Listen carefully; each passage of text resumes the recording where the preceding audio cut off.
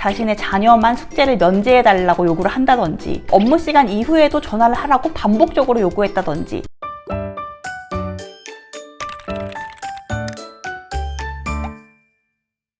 안녕하세요. 학교랑 법이랑의 이미랑 변호사입니다. 오늘은 교원의 교육활동 침해 행위란 과연 무엇인지, 교권보호위원회는 어떠한 절차로 이루어지는지, 또 교권 침해를 당해서 교권 침해를 신고할 때 선생님들께서 유의하셔야 할 점은 무엇인지에 대한 설명을 드려보고자 합니다. 2024년 3월 28일부터요. 학교교권보호위원회가 교육지원청의 지역교권보호위원회로 이관되면서부터 본격적으로 각 지역별로 교권보호위원회가 개최되고 있습니다. 그런데 몇몇 담당 장학사님들과 한번 이야기를 나눠보니까 선생님들께서 교육활동 침해 행위에 대한 정확한 정의 개념을 잘 인지하지 못하고 계셔서 이에 해당하지 않는 사항을 교보위에 신고해서 오히려 보호를 받지 못하게 되는 경우도 종종 발생하고 있는 것 같더라고요. 그래서 오늘은 정확한 개념과 또 유의하실 점들에 대해서 꼭 한번 말씀을 드리고 싶었습니다.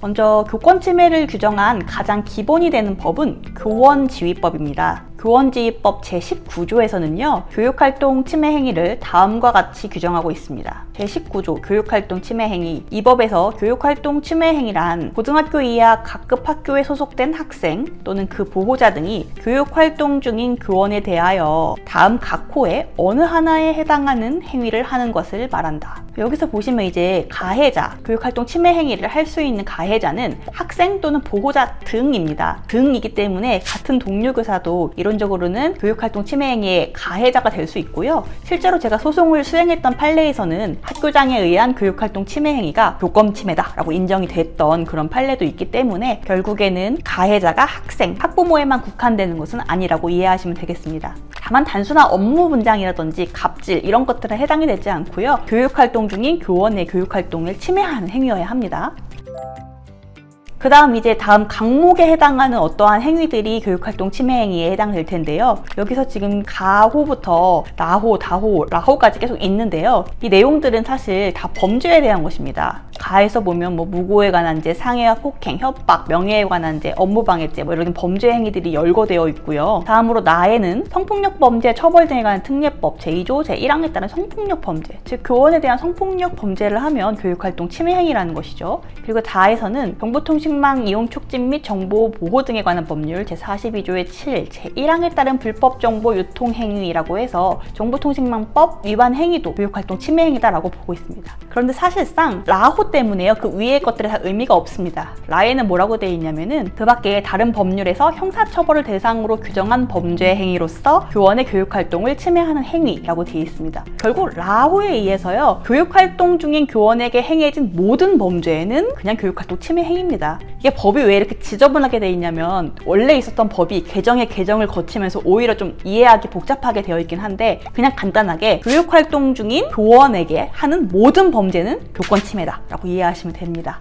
다음에 2에는 교원의 교육활동을 부당하게 간섭하거나 제한하는 행위로서 다음 강목의 어느 하나에 해당하는 행위라고 되어 있습니다. 먼저 가를 보시면 목적이 정당하지 아니한 민원을 반복적으로 제기하는 행위. 다음 다 교원의 법적 의무가 아닌 일을 지속적으로 강요하는 행위. 다 그 밖에 교육부 장관이 정하여 고시하는 행위라고 되어 있습니다. 그러면 과연 이 교육부 장관이 정하여 고시하는 행위가 무엇인지까지 보셔야겠죠. 그 고시는 바로 교육부의 고시인 교육활동 침해 행위 및 조치 기준에 관한 고시에서 찾아볼 수 있습니다. 그 고시에 나와 있는 걸 따르면요. 첫 번째로 형법 제8장 공무방해에 관한 죄 또는 제34장 제314조 업무방해에 해당하는 범죄 행위로서 교원의 정당한 교육활동을 방해하는 행위, 즉 공무집행 방해와 업무방해입니다. 다음 두 번째로 교육활동 중인 교원에게 성적 언동 등으로 성적 굴욕감 또는 혐오감을 느끼게 하는 행위, 쉽게 말하면 성희롱이라고 할 수 있겠죠. 다음 세 번째, 교원의 정당한 교육활동에 대해서 반복적으로 부당하게 간섭하는 행위. 네 번째, 교원의 정당한 생활지도에 불응하여 의도적으로 교육활동을 방해하는 행위. 다섯 번째, 교육활동 중인 교원의 영상,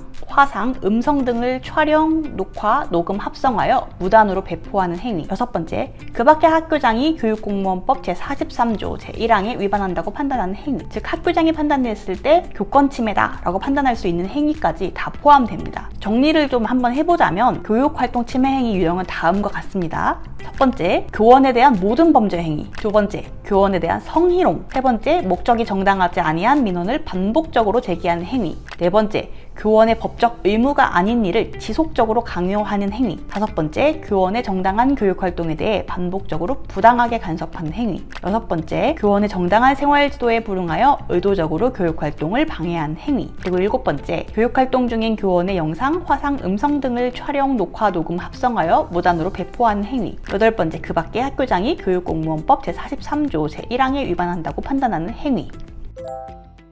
교권보호위원회의 절차는 학폭위 절차와 비슷하게 진행이 됩니다. 피해 교원이 학교에 교육활동 침해를 당했다라는 사실을 신고하게 되면요, 학교에서 분리조치 및 사안조사를 하게 되고요, 그 조사 보고서를 바탕으로 지역교권보호위원회가 개최되게 됩니다. 학폭위 절차와 거의 흡사하죠. 지역교권보호위원회가 구성된 지 얼마 안 됐고 학교폭력에 비해서 교권 침해에 대한 판례나 사례가 좀 누적된 게 현저히 부족합니다. 그래서 좀 위원들도 사실 충분한 전문성이 있다고 보기는 아직 어려운 상태입니다. 저도 지금 한 교육지원청 교권보호위원회 위원으로 활동하고 있긴 한데 각 소위원회별로 모두 법조인이 들어가 있진 않더라고요. 그렇다 보니까 좀 치매하게 법리적인 다툼이 있다거나 하는 사례가 있다면 조금 잘못된 결과가 나올 수도 있겠다, 또는 각 소위원회별로 다른 결론이 나올 수도 있겠다라는 생각이 듭니다. 그래서 선생님들께서 피해 신고를 하실 때 막연히 제가 이러이러한 일을 당했어요 라고 신고하시는 것보다는 구체적인 피해 사실, 이를 입증할 증거는 어떤 것들이 있는지,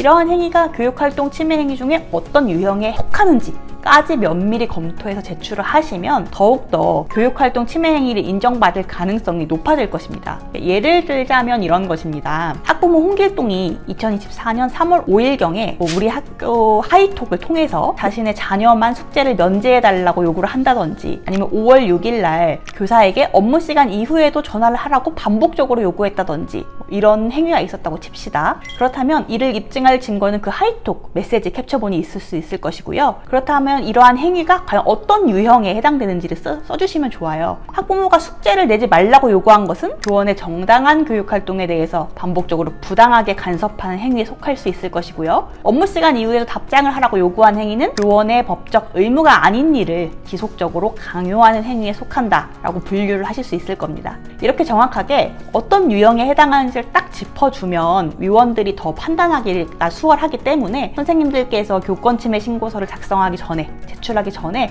미리 한 번쯤 법률 상담을 좀 받아보시는 것이 좋겠습니다. 간혹 충분히 준비되지 않은 상태에서 신고서를 제출하는 바람에 오히려 역효과만 발생하는 경우들을 다수 봤기 때문에 더욱더 나를 보호하기 위해서는 철저한 준비가 필요하다는 말씀을 드리고 싶습니다.